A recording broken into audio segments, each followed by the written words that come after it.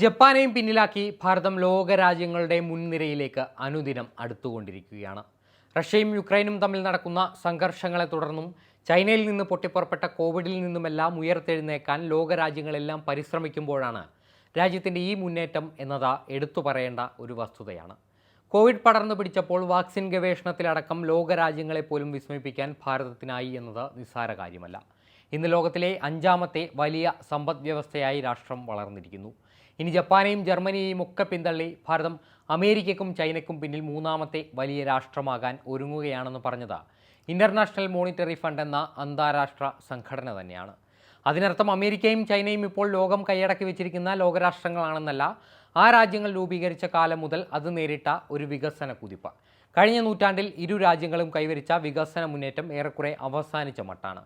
എക്കാലവും ഉയർന്നുകൊണ്ടിരുന്ന ആ ഗ്രാഫ് ഇന്ന് ഇരു രാജ്യങ്ങൾക്കും ഇടിഞ്ഞുകൊണ്ടിരിക്കുന്നു. കോവിഡ് അതിൻ്റെ പ്രഹരശേഷി 10 മടങ്ങ് പുറത്തെടുത്ത ചൈനീസ് നഗരങ്ങൾ ഇന്ന് ആ ആഘാതം എങ്ങനെ പരിഹരിക്കുമെന്നോർത്ത് തല പുകയ്ക്കുന്നു. കോവിഡിനെ തുടർന്ന് ശിഥിലമായ സമ്പദ് വ്യവസ്ഥയും മനുഷ്യജീവിതവുമൊക്കെ ചൈനയിൽ അത്യന്തം ദുഷ്കരമാണെന്ന് ആഗോള മാധ്യമങ്ങൾ റിപ്പോർട്ട് ചെയ്യുന്നു. അമേരിക്കയിലും സമാനമായ അവസ്ഥ തന്നെയാണ്. കാലാകാലങ്ങളായി സാമ്രാജ്യത്വ ശക്തികളായ ലോകരാജ്യങ്ങൾക്കിടയിലെ മുടിചൂടാ മന്നനായി നിലനിന്നിരുന്ന അമേരിക്ക ഇന്ന് നിരവധി പ്രതിസന്ധികളിലൂടെ കടന്നു പോകുന്നു. രാജ്യത്തെ ഭരണ സംവിധാനം തന്നെ പലവിധ പ്രശ്നങ്ങളെ നേരിടുന്നു. അപ്പോഴാണ് ഭാരതം ലോകത്തിൽ തന്നെ 3ാമത്തെ സാമ്പത്തിക ശക്തിയാകാൻ ഒരുങ്ങുന്നു എന്ന വാർത്തകൾ പുറത്തു വരുന്നത്. രാജ്യം കൈവരിക്കുന്ന ഒരു വളർച്ചാ നിരക്ക് ഇന്ന് ലോകത്തെ ഒരു രാഷ്ട്രത്തിനും അവകാശപ്പെടാൻ സാധിക്കില്ല എന്നതിന് കണക്കുകൾ തന്നെയാണ് ആധാരം. എങ്ങനെയാണ് ഈ രാജ്യം ലോകത്തെ മുഴുവൻ പിടിച്ചുലച്ച കോവിഡ് എന്ന മഹാമാരിയിൽ നിന്ന് കരകയറിയത്? കൃത്യമായ ആരോഗ്യ സംവിധാനങ്ങളോടെ. മുൻകാലങ്ങളിൽ എല്ലാ ലോകരാജ്യങ്ങളുടെ പരിഹാസശരങ്ങൾക്ക് വിധേയരായ ഭാരതത്തിൻ്റെ ആരോഗ്യ സംവിധാനങ്ങൾ ലോകോത്തരമാണെന്ന് അടയാളപ്പെടുത്തിയ ഒരു മുന്നേറ്റമായിരുന്നു വാക്സിൻ ഗവേഷണത്തിലടക്കം ഭാരതം കൈവരിച്ച ഒരു മികവ്. അതുകൊണ്ട് തന്നെയാണ് ലോകത്തിൽ ഇത്രയും വലിയ ഒരു മഹാമാരി പടർന്നു പിടിച്ചിട്ടും ഭാരതം അതിൽ നിന്നെല്ലാം നിഷ്പ്രയാസം ഉയർത്തെഴുന്നേറ്റ് ഇന്ന് ലോകരാജ്യങ്ങളിലെ മുൻപനാകാനുള്ള മത്സരത്തിൽ ഒന്നാമനായി ഓടുന്നത്. സാമ്പത്തിക വളർച്ച മാത്രമല്ല, രാഷ്ട്രീയമായും ജനാധിപത്യത്തിൻ്റെ ആത്മാവ് ഉയർത്തിപ്പിടിക്കുന്നതിലും ഭാരതം തലയുയർത്തി നിൽക്കുന്നു. 2047 ഇന്ത്യ, USA, UK, ജപ്പാൻ തുടങ്ങിയ വികസിത രാഷ്ട്രങ്ങളിൽ ഒന്നാമതായിരിക്കുമെന്നാണ് പ്രധാനമന്ത്രി നരേന്ദ്രമോദി ആഗ്രഹിക്കുന്നത്. സ്വാതന്ത്ര്യം ലഭിച്ച കാലഘട്ടത്തിന് ശേഷമുള്ള ഒരു നീണ്ട കാലഘട്ടം ഇന്ത്യ നേരിട്ട വികസനം അത് കേവലം 25 വർഷം കൊണ്ട് ഭാരതം കൈവരിക്കുമെന്നാണ് പ്രതീക്ഷിക്കുന്നത്.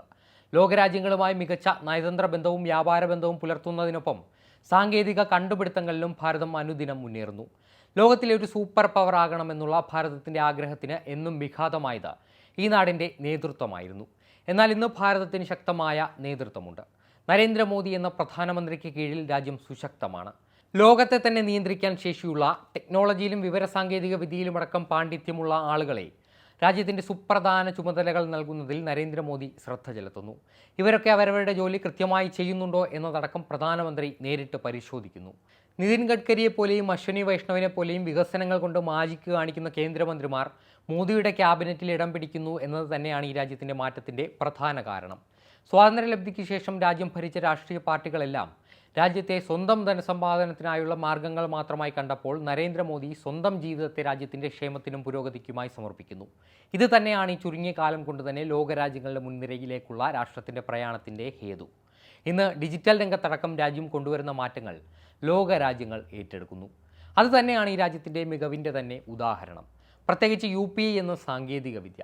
ഏറ്റവും താഴെത്തട്ടിൽ ജോലി ചെയ്യുന്ന അസംഘടിതനായ ഒരു തൊഴിലാളി മുതൽ ഏറ്റവും ഉന്നതമായ ജോലി ചെയ്യുന്നവർ വരെ UPI ഇടപാടുകൾ എന്ന മാർഗത്തിലൂടെ വിനിമയം നടത്തുന്നു. രാജ്യത്തെ ജനങ്ങൾക്ക് ടെക്നോളജിയിലും അതോടൊപ്പം വിവര സാങ്കേതിക വിദ്യയിലുമടക്കം മുന്നേറ്റമുണ്ടാക്കാൻ സാധിച്ച ഒരു പദ്ധതിയായിരുന്നു ഈ UPI ഇടപാടുകൾ. ഇതൊക്കെ കൊണ്ട് തന്നെയാണ് ഈ പാതയിലൂടെ ഭാരതം മുമ്പോട്ട് പോകുമ്പോൾ സംശയമൊന്നും ഇല്ലാത്തത്. ലോകത്ത് തന്നെ തീരുമാനങ്ങൾ എടുക്കാൻ ശേഷിയുള്ള ഒരു രാജ്യമായി നരേന്ദ്രമോദിയുടെ 10 വർഷങ്ങൾ കൊണ്ട് സാധിച്ചിട്ടുണ്ടെങ്കിൽ ഇനി ലോകം സാക്ഷ്യം വഹിക്കാനൊരുങ്ങുന്നത് ഭാരതത്തിൻ്റെ പട്ടാഭിഷേകത്തിനായിരിക്കുമെന്നുള്ളത് നിസ്സംശയമാണ്.